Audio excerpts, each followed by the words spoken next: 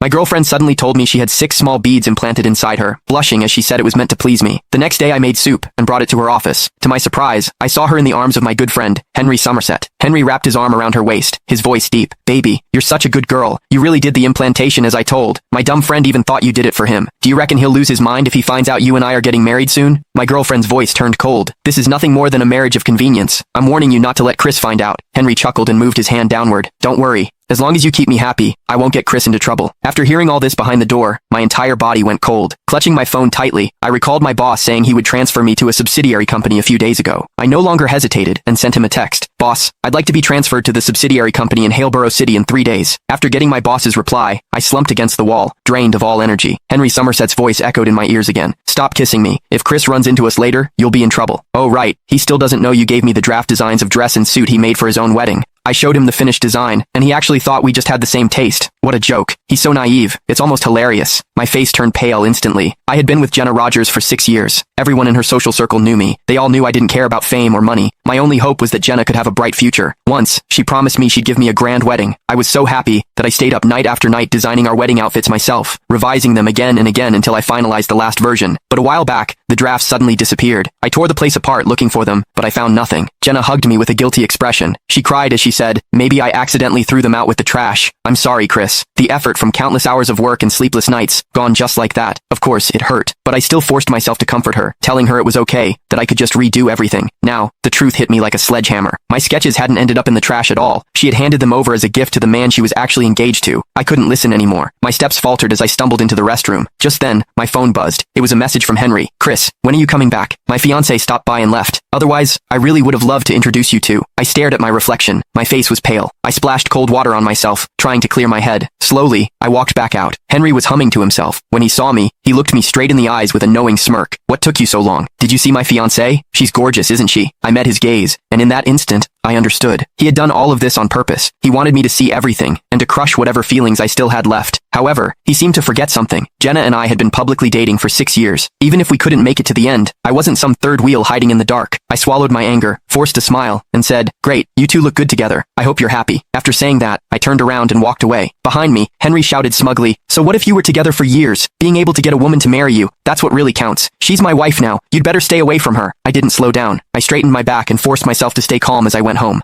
Jenna got there before me. When she saw me come in, she immediately smiled and opened her arms like she always did. "Honey, you're home." I instinctively stepped aside. Her arms froze in midair, surprise flashing across her face. I glanced at the skirt she was wearing. It wasn't the one she had worn when she left that morning. "Looks like you changed your skirt." The confusion in Jenna's eyes